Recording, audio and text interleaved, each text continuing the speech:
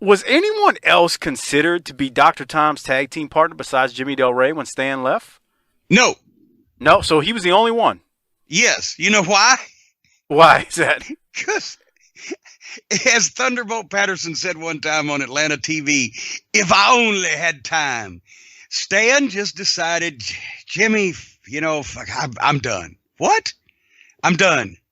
Well, where are you going to work? No, I mean, I'm done with the whole wrestling business. I'm quitting wrestling. What?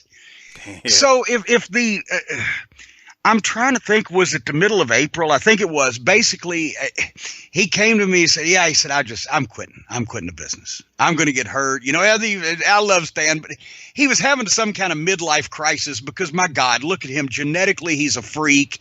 He looks 20 years younger than he is physically and facially and everything at every point in his life he has. Right. But he didn't really love the business anymore and didn't want, he got that point.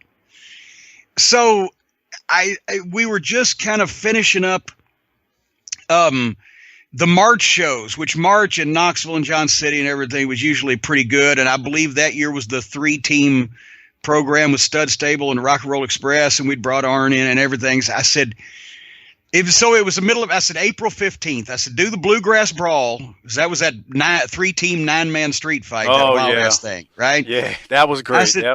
I said, do that. I said, and then in Johnson City, we'll have the loser leaves town match. And I remember I even gave him the 10 days off before that, or a week or whatever, where for a couple weekends where it was supposed to be the bodies and the rock and roll. I said, fuck it. And I just worked with Tom, and we announced Stan couldn't be there, and they beat me on the spot show, so I didn't have to pay anybody else. But when he had told me that's a month away, right? Not even. Right. And I'm like, shit. But Kevin Sullivan was there, and I told him what was going on. And I said, where am I going to find a fucking heavenly body? Right. Right.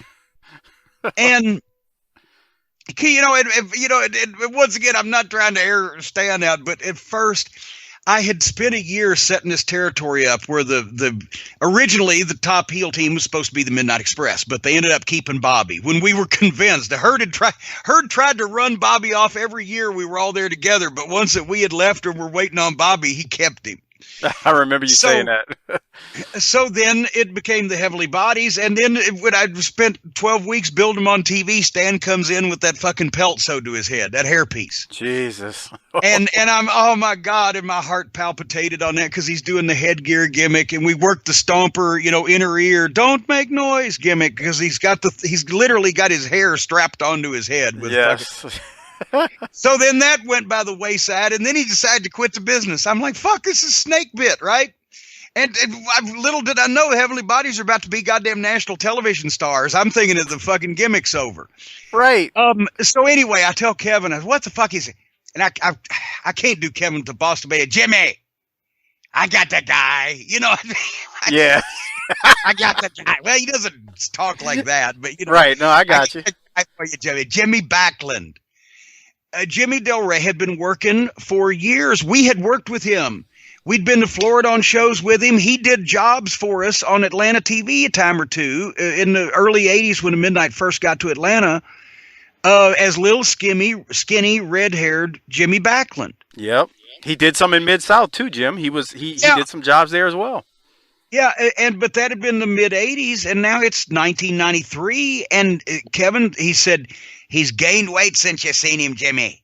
Jimmy, I don't know who that sounds like, but it don't sound like Kevin. Yeah. But anyway, he's gained weight, but he takes all the bumps. He works his ass off. This guy wants to get over. He did, and Kevin had recommended a number of guys. I said, all right, tell him he's the new Heavenly Body. He needs to be here for TV on April 17th, the Monday after the fucking last Tangle in Tennessee.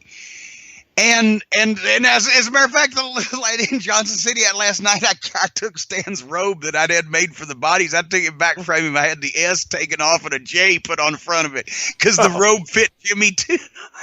Well, the thing cost like $1,000 fucking dollars or whatever. I'm trying to get the fucking gimmick over. I went. The woman that did Sting's stuff from Dallas made the original Heavenly Bodies stuff. Oh, okay. So, but that's what it was. I mean, Kevin, I think he had Jimmy send me a tape up, but I mean, I knew he could take bumps and shit, and I thought, well, I can fucking talk. And, this guy's a good worker. He's been around for, 10 years or more. So, but it, once again, it succeeded beyond my expectations. He was perfect, Jim. I mean, he comes in and just, ladies, the line is to the right, and he's missing a tooth. It's hard to describe how he fits in, and I don't think you can like, I've watched it now and obviously watched a lot of it, but you'll never replace Stan, obviously, in my opinion, but he fit the Heavenly Bodies because he was so ridiculous with it, and that's what worked. He was actually better than Stan in the Heavenly Bodies because of the stature of the Midnight Express. When they saw Stan Lane and Tom Pritchard, they saw and me, and they said, "Well, there's Cornette and Lane from the Midnight Express with a new partner." Yeah, that's a good point. But with Jimmy, and I mean, they'd seen Tom. Tom was over in Knoxville, but once again, it wasn't to the level of the Midnight. So with Tom and Jimmy, and especially when they went to the WWF, brand new guys that people hadn't seen and didn't have preconceived notions about. So Jimmy was better than Stan in the Bodies for that reason. But also, he worked his ass off. I mean, if he destroyed his body, he already was taking crazy bumps and everything anyway, but he worked his ass off every show. He approached like a goddamn big thing because he wanted to get over, and he had been waiting for a chance at a main event pushed spot in a fucking TV territory for 10 fucking years since Florida had gone under when he'd been a preliminary guy. Right. So he wasn't going to pass. And then he comes in, and fucking 2 months later, we go to the WWF. That's what ruined him.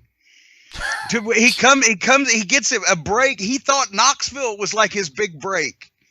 2 months after he fucking comes to Smoky Mountain Wrestling, he's debuting on Monday Night Raw.